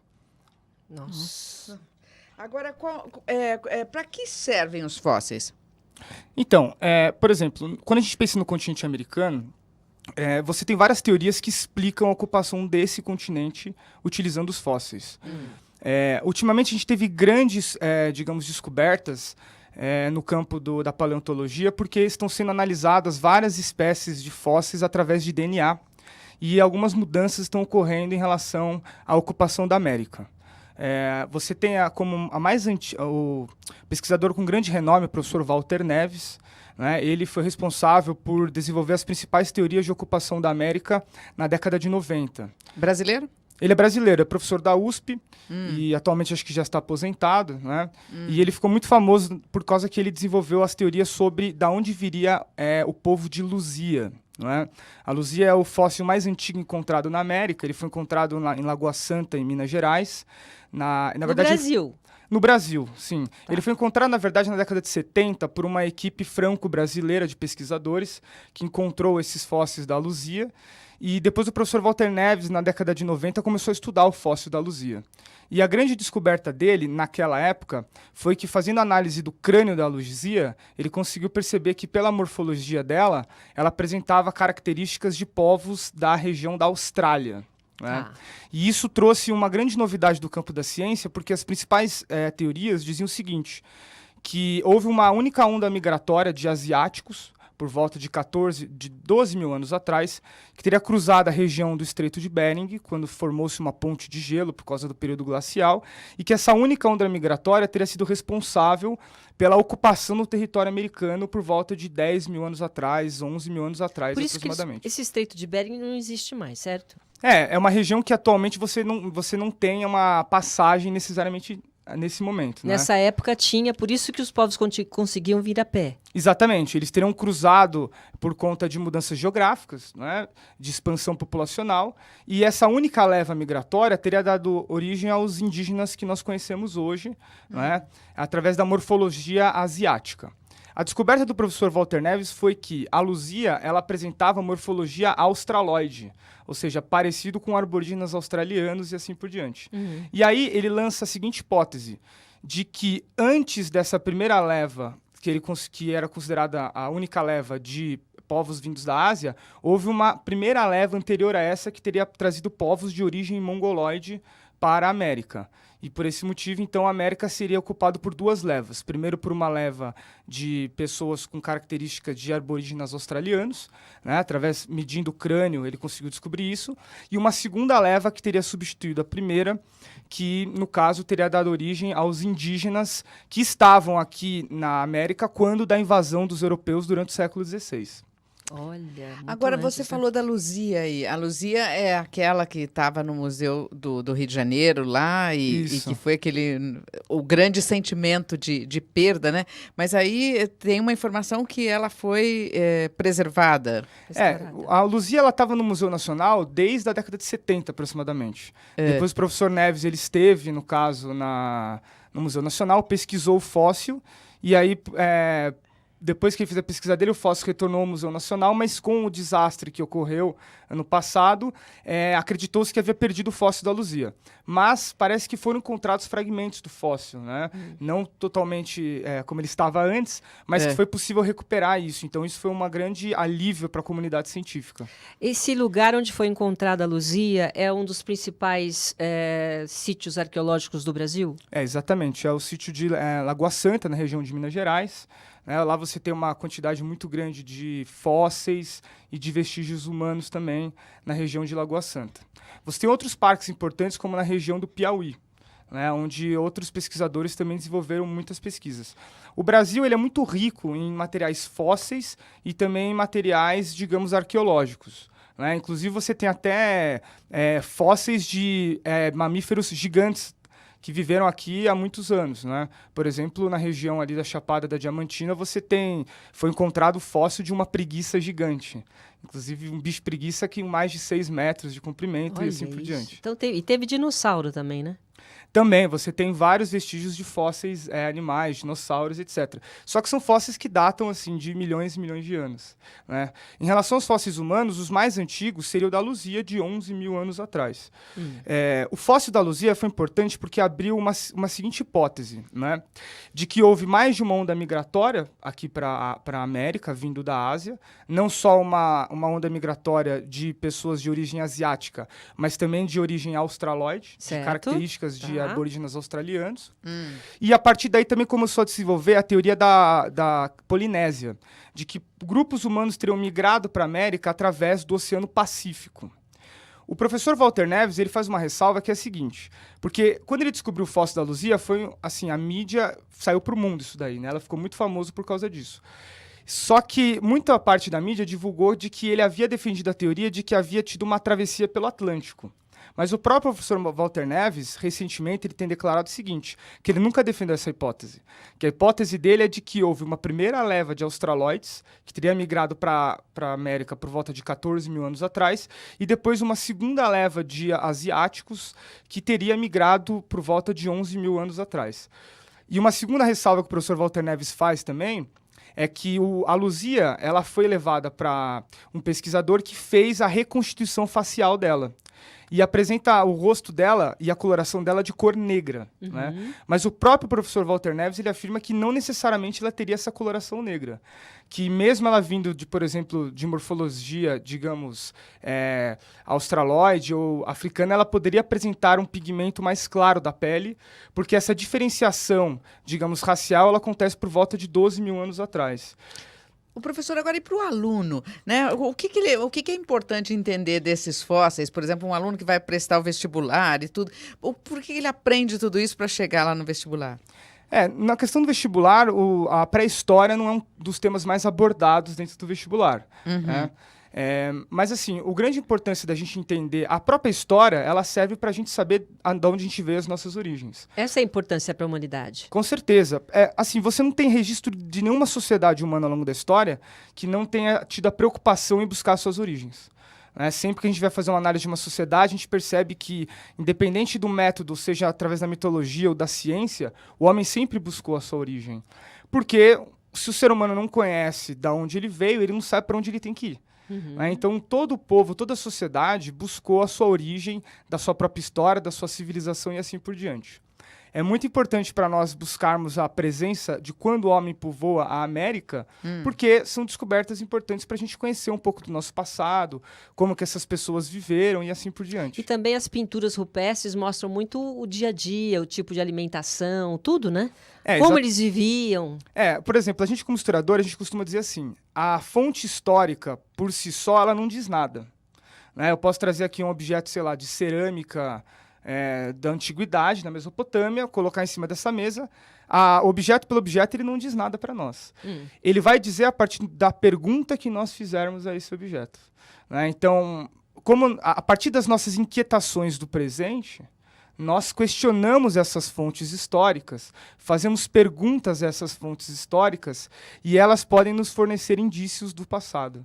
Então, a história, na verdade, ela sempre é constituída a partir do presente, a partir das nossas inquietações do presente, e dependendo da pergunta que a gente faz para esse objeto, ele nos traz uma resposta diferente. E cada vez tem mais surpresas, né? Quando acha que... Porque os pesquisadores não param no mundo todo, né? Ninguém para. Sim. Eles sabem mais ou menos aonde... Independente daqueles que acontecem de repente, você consegue encontrar de repente algum pesquisador, mas essa busca que você está falando é intermitente, né? A busca ela nunca vai parar, e mesmo porque, assim, a gente lida com verdades.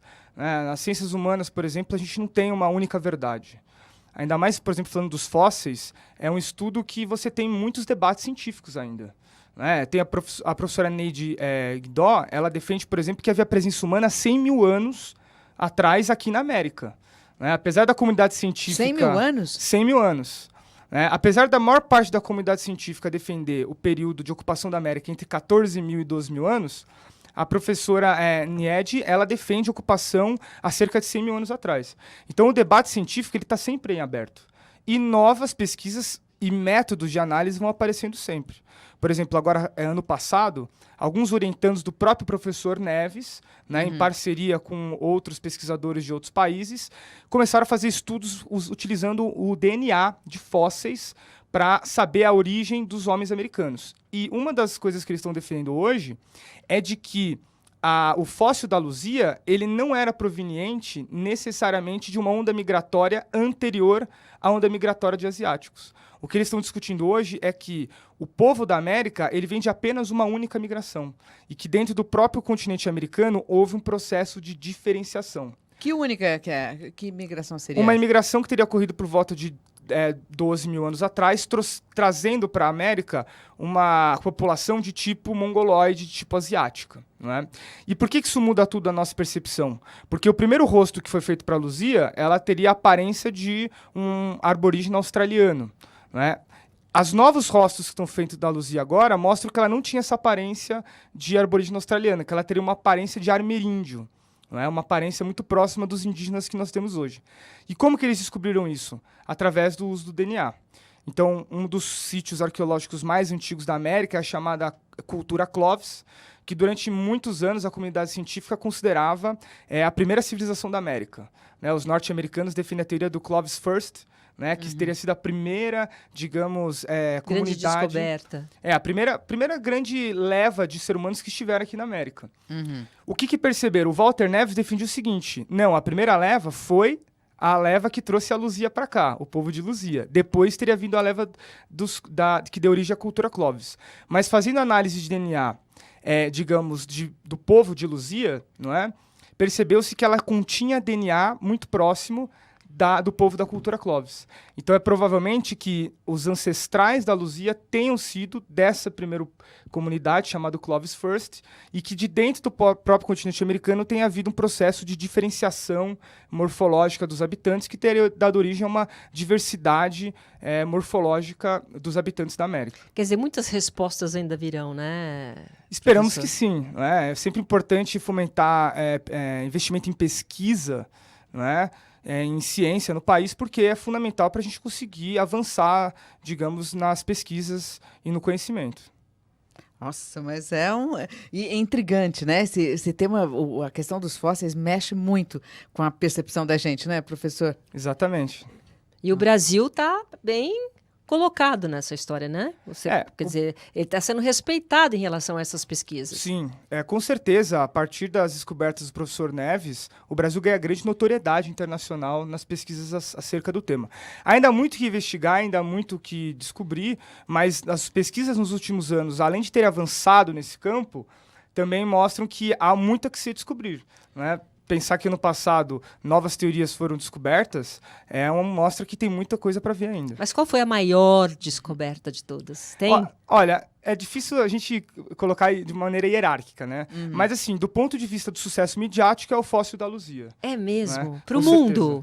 O mundo inteiro. Mundo, professor? Sim. Assim, porque seria o fóssil humano mais antigo da América. Olha. Né? A ocupação mais antiga da América. A fóssil da Luzia data aproximadamente de 11 mil a 12 mil anos de ocupação. E ele é considerado o fóssil mais antigo da América. Mas, como eu disse, outros pesquisadores, eles discordam de que tenha sido a ocupação mais antiga, né? Não, tudo bem, mas é nosso, está aqui. É nosso, não, com certeza. A Luzia é nossa. A Luzia é nossa, mas, por exemplo, as pinturas rupestres são mais antigas? Bom, as pinturas rupestres foi feito por uma ação humana, não é? Então, assim, ela data justamente da ocupação humana. Por exemplo, uma das argumentações da professora Niede é que numa das suas escavações no Piauí, ela teria encontrado o que seria um suposto fogão pré-histórico. Não é? Nossa! Então, os homens da pré-história, eles tinham a prática eles sabiam assar a carne, não é? E eles faziam uma espécie de um fogão pré-histórico, colocavam as pedras, digamos, de maneira triangular, para assar os seus alimentos. E a professora Neide teria encontrado, no caso, esses restos de fogueira no Piauí e teria mandado para fazer a datação através da técnica do carbono 14. E com a datação, foi datado que aquele resto de fogueira, aquele resto de carvão, a datação era 47 mil anos atrás. Então, essa Niede está lá com 47, com 100 mil, e o professor Walter está nos 10 mil e nos 12 mil. Tá uma briga boa aí, né? Tá uma briga boa. Né? Inclusive, o próprio professor Neves, ele fala que ele não acreditava nas descobertas dela. Porque Mas ele não foi lá visitar a Niede? Então, e aí ele mesmo disse que visitou, né? E quando ele chegou lá, ele já viu que a coisa era mais complexa do que ele imaginava. E ele mesmo fala... Tem que respeitar a descoberta da mulher também. Tem que respeitar. Não, ela é uma professora extremamente qualificada e muito reconhecida internacionalmente. É verdade. Embora haja esse debate científico de que as descobertas dela talvez tenham exagero. E ela também propõe a seguinte teoria, de que houve uma migração direta da África para a América. Né, de que homens da pré-história saíram da África e, através da travessia do Pacífico, teriam chegado até, por exemplo, a região do atual Chile. Né? É uma teoria que as pessoas tendem a não dar tanta credibilidade por conta da dificuldade mesmo de você imaginar uma travessia pelo Pacífico. Né? De qualquer maneira, ela defende essa teoria e o debate está aberto. Sempre. Ô, professor, e aí a gente está finalizando essa entrevista e eu queria saber assim, a importância realmente dos fósseis de um modo geral, para o público em geral, para a dona de casa que está nos assistindo e para os alunos também. O que o senhor refuta como algo em termos de representação? Eu acho que, primeiramente, a fascinação pelos fósseis. Né? Eu acho que tem que ser incentivado, por exemplo, a ida a museus naturais, é extremamente importante. Por isso que é uma perda muito grande o Museu Nacional, porque era uma possibilidade de acesso à cultura. Né? Porque, assim, por exemplo, em sala de aula, eu posso mostrar para você, num livro didático, o fóssil da Luzia, eu posso mostrar para você, numa mídia, por exemplo, um fóssil, qualquer coisa do tipo. Agora, nada se compara a você estar diante... Ter a experiência, a vivência. De estar a vivência, porque é algo que está vivo, né? É um passado que está vivo. Então, assim, os fósseis, eles, além de eles serem uma fonte histórica fundamental para o estudo da pré-história, para as pessoas comuns, você estar próximo desse tipo de material causa aquela sensação, né? Aquela vontade de conhecer o passado. É como se aquele passado estivesse vivo, estivesse presente na sua frente. Né? Então é muito importante um incentivo não só ao fomento à cultura, né? Fomento à criação de museus naturais, museus de toda forma possível, como também as pesquisas científicas para trazer mais descobrimentos e mais novidades e avançar no campo da ciência também. E sempre fazer uma boa pergunta, né, professor? O que ficou para mim foi isso, né? Sempre fazer uma boa pergunta, porque o objeto está ali, ele não diz nada, se você não fizer uma boa pergunta. Assim, o passado, ele está morto, o passado, ele não existe. Não é? o que a gente chama de história é o que nós estamos, digamos, escrevendo do passado. Né? A história sempre é o que a gente escreve sobre o passado, ele não é o passado em si mesmo. E a história, ela parte do presente. Eu costumo falar para os meus alunos assim, você quer entender história? Então vamos fazer o caminho inverso. Não adianta a gente vir lá do passado para chegar no presente, que não vai fazer sentido mesmo. Você tem que vir do presente e retornar ao passado. Você tem que pensar o que nós temos hoje e questionar quando que isso surgiu. Como que veio, como chegou. Exatamente. E aí a gente fazendo o retrospecto, faz mais sentido a gente pensar a história dessa forma, né? Muito bem. Olha, que legal. Muito bem. Quero agradecer a presença do professor Ravi de San Juan Abreu Turoni, que é professor de História do Objetivo. Muito obrigada pela sua presença, professor. Muito obrigado, eu que agradeço. Obrigada. Rápido intervalo, até já.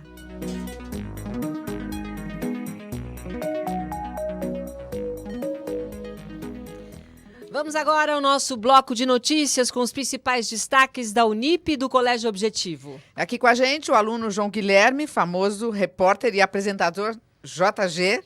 Olá, tudo bem? bom? Tudo bom? E a jornalista Alessandra Neri. Quais são os principais destaques de hoje, Alessandra? Muito boa tarde. Boa tarde. E acaba de ser divulgada uma excelente notícia. O Instituto de Pesquisa Datafolha elegeu o Objetivo como o melhor de São Paulo.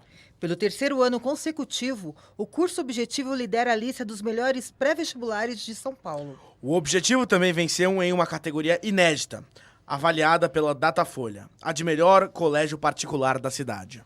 A pesquisa revela as melhores marcas na opinião dos paulistanos. Parabéns, alunos e professores do Objetivo. O Objetivo acredita no potencial de seus alunos. A preparação para as Olimpíadas Científicas Nacionais e Internacionais faz parte do Programa Objetivo de Incentivo ao Talento, POIT. Isso mesmo. Como resultado, os alunos têm apresentado excelente desempenho em Olimpíadas do Conhecimento. Quais as novidades, Alessandra? 4 alunos do Objetivo se classificaram para Olimpíadas Internacionais de Física. São eles Gabriel Teles, Guilherme Cotrim, Luan de Souza Santos e Pedro Henrique Figueiredo. Lembrando, Silvia e Malu, é a Olimpíada Brasileira de Física que seleciona os alunos. Todos foram medalhistas de ouro e participaram de provas para seletivas internacionais. Muito bem. Que orgulho para todos nós. Vamos começar com o Luan. Ele recentemente esteve aqui no estúdio falando da sua participação na OLA, que é a Olimpíada Latino-Americana de Astronomia e Astronáutica. Luan conquistou medalha de ouro e o prêmio especial de melhor prova observacional. Pelo desempenho, Luan foi convidado para o encontro com o ministro Marcos Pontes. Muito bem. JG, conta qual será o novo desafio do aluno Luan. Ele parte no fim do mês, exatamente no dia 31 de maio, para a Olimpíada Europeia de Física, a EUFO. Ela vai ser realizada em Riga, capital da Letônia. A EUFO reúne estudantes do ensino médio, europeus e de países convidados. No ano passado, 27 países participaram da competição. E qual é o formato da prova? Você sabe, JG? A Olimpíada tem uma prova teórica e uma experimental. A EUFO oferece problemas de enunciados simples e soluções criativas. A proposta é simular mais precisamente uma situação real de pesquisa em física. Os alunos Gabriel Teles e Guilherme Cotrim Costa vão participar da Olimpíada Internacional de Física, a IFO, em Tel Aviv, em Israel, no mês de julho. A mais importante e tradicional Olimpíada de Física do mundo. Muito bem. Está prevista a participação de 87 países e mais de 400 alunos. Esta é a primeira vez que o aluno Gabriel Teles participa de uma competição internacional. Olha, mais experiência em Olimpíadas o Gabriel tem de sobra, né? Não é mesmo, Alessandra? Muita. Ele tem importantes resultados em Olimpíadas nacionais. Prata na YPT Brasil, de 2019. Ouro na UPF e na UBF, de 2018. Em 2017, ele ganhou ouro e foi condecorado com 2 importantes conquistas. A medalha Shigeo Watanabe, pela melhor nota do ensino fundamental, e o troféu O Gabaritador. Muito bem. Guilherme Cotrim também vai fazer parte dessa seletiva internacional de física, né? Isso mesmo. Guilherme é veterano em Olimpíadas Internacionais. O aluno trouxe medalha de prata do Torneio Internacional de Jovens Físicos, o IYPT, realizado na China. É dele também a vaga para representar o Brasil na IYPT deste ano na Polônia. Guilhermo teve de escolher entre participar da YPT e a Internacional de Física. Ambas vão ser realizadas praticamente na mesma data. Bom, participar de uma Olimpíada Internacional é o sonho de qualquer aluno olímpico. verdade. E imagine ter de optar. Não deve ter sido fácil não, né? Não mesmo, mas ele escolheu a IFO, em Israel. Vai para Tel Aviv. Olha! E o aluno Pedro Henrique Figueiredo, qual é o desafio dele? Pedro vai participar da Olimpíada Ibero-Americana de Física, em El Salvador. A Ibero é destinada a estudantes do ensino médio. A Olimpíada é organizada por professores e pesquisadores de países latino-americanos, mais Espanha e Portugal. Participam cerca de 64 estudantes e 22 países. Os alunos do Objetivo conseguiram um feito inédito, a classificação então para 3 Olimpíadas comandadas pela Sociedade Brasileira de Física. Nunca antes uma escola do Brasil conseguiu selecionar alunos para 3 Olimpíadas Internacionais de Física. Isso é fruto do trabalho sério de todos os profissionais envolvidos e de ensino de qualidade. Parabéns, Gabriel, Guilhermo, Luan e Pedro Henrique. Parabéns aos professores do Colégio Objetivo. Fechando as notícias de Olimpíadas Científicas, o que temos previsto para o final de semana? No próximo sábado, dia 4 de maio, vai ser realizada a cerimônia de premiação das Olimpíadas Brasileira de Informática, a OBI, Brasileira de Robótica, a OBR, e Brasileira de Astronomia e Astronáutica, a OBA. Vai ser um dia emocionante. Mais de 400 medalhas vão ser entregues aos alunos do ensino fundamental e do ensino médio do Colégio Objetivo. A solenidade vai ser no Teatro da Unip Campus Indianópolis, em 2 horários, às 2h30 para os alunos do Ensino Fundamental 1 e às 5 horas da tarde para os alunos do Ensino Fundamental 2 e Ensino Médio. Estaremos lá. Muito bem, qual é a próxima notícia? Atenção, pessoal, a inscrição para o FUVESTão, o simulado aberto do Objetivo, termina hoje.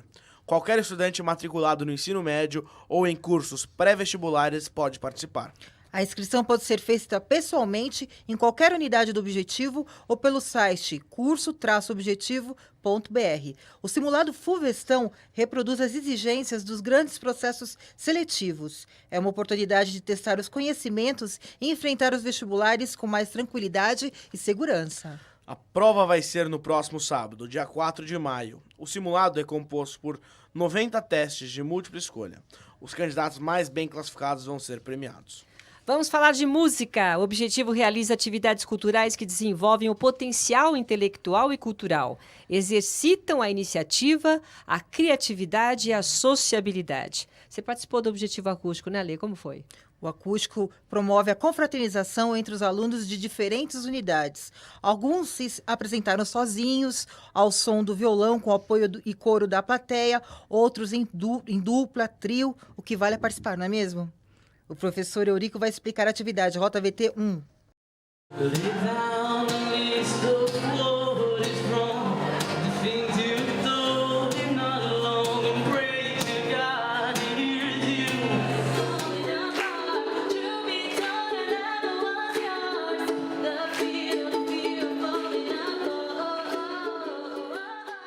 O Acústico Objetivo foi criado para fazer uma integração entre os alunos do fundamental, do ensino médio e do curso preparatório para vestibular.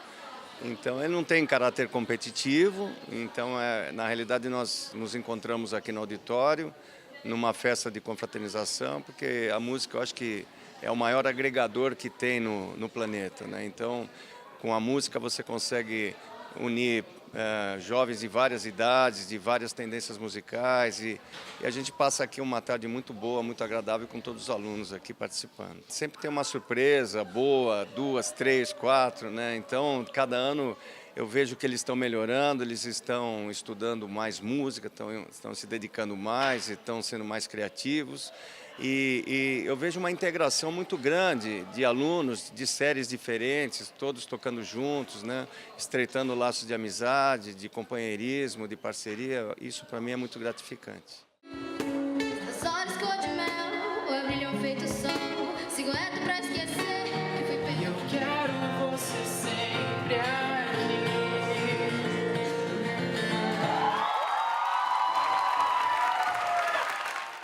Opa! Isso mesmo. Boa música e muito talento fizeram parte da festividade realizada no Colégio Objetivo. Os alunos também deixaram o seu recado. E hoje eu participei aqui do acústico e eu acho muito interessante essa oportunidade que o colégio dá pra gente de se integrar com a música. Eu já participei do FICO 2 vezes como DJ e participarei de novo esse ano. Sempre estive envolvido com a música dentro do colégio, tanto no sarau que tinha no fundamental, o acústico que eu tenho agora no médio e o FICO também. Eles incentivam muito essa parte cultural, musical, o que é incrível, porque música faz parte da minha vida, eu amo música e sem música eu não seria nada. Meu nome é Vinícius e hoje eu e o Luiz a gente tocou no acústico. A gente tocou 2 músicas, Take Me to Church e Never Be Alone. O objetivo é uma exceção nas escolas, porque, por exemplo, na minha outra escola não tinha tanto incentivo à música. Até tinha coral, essas coisas, mas era uma coisa meio engessada. Aqui é bem mais solto e versátil, assim. Meu nome é Jaqueline. Meu nome é Catarina. E a gente acabou de se apresentar no acústico e foram 3 músicas muito importantes pra gente. E a composição, que é uma composição minha e de um amigo meu, que é uma história verdadeira e que marca um grande início no que eu quero ser, que é cantora. O evento, né, do acústico muito importante pelo fato da escola, né, às vezes exercer uma pressão na parte das disciplinas e isso dá uma descarregada, sabe? É muito bom. A gente acabou de tocar aqui no acústico, um evento que a gente achou bem legal, que reúne todas as unidades. Então, para ter interação com o público, a gente decidiu escolher umas músicas mais conhecidas. As músicas Sorri, Sorri, do Natiruts, que é bem famosa essa banda aí. Velha Infância, dos Tribalistas. A gente soube que a gente ia ter que fazer uma música autoral para apresentar no acústico. E daí, a gente nunca tinha feito essa experiência e foi uma coisa nova pra gente. O nome da música a gente escolheu A Sociedade em que Vivemos, porque a gente pensou que uma crítica social ia cair muito bem falando com as outras músicas e a gente achou que ia ser muito legal fazer uma crítica, ao invés de fazer uma música de amor, por exemplo. Vamos fechar o bloco de notícias falando de esporte. As aulas de educação física são bastante aguardadas pelos alunos do Colégio Objetivo, é verdade, né, JG? E a Alessandra? Sim, nas aulas são realizados jogos e atividades orientadas que buscam desenvolvimento corporal e de habilidades. As atividades incentivam o trabalho em grupo e a criatividade. Todos participam. Hoje vamos falar dos jogos pré-desportivos de futsal. Os jogos desenvolvem os fundamentos básicos da modalidade de forma recreativa, prazerosa e lúdica, né, JG? As regras não são as mesmas que as aplicadas nos jogos tradicionais. Nos jogos lúdicos, os fundamentos básicos, como passe, recepção, marcação, condução e drible, são assimilados de maneira espontânea. A professora Yara vai explicar a atividade. Roda VT5. Pré-desportivo do futebol, né, o futebol de salão, a gente trabalhou mais passes, controle de bola e finalização próximo à área. O objetivo era eles derrubarem os cones e eles tiveram trabalho em equipe, sozinhos, depois em duplas, né? Isso para também trabalhar a força e a cooperação um com o outro. Tinham algumas regras, porque não valia chute de longe, não valia bola alta, então era só mesmo controle de bola e finalização, e junto com os passes. Então isso é um trabalho pré-desportivo do futebol de salão. Olha só. Muito bem, obrigada pela participação de vocês mais uma vez. Muito obrigado de novo. Futsal, hein? O João Guilherme gosta de futsal, sim, né? Sim. Muito legal. João Guilherme, mais uma vez, muito obrigada pela sua presença obrigado aqui. Vocês. Alessandra, muito obrigada e até a semana que vem. E a gente volta daqui a pouco. Até já.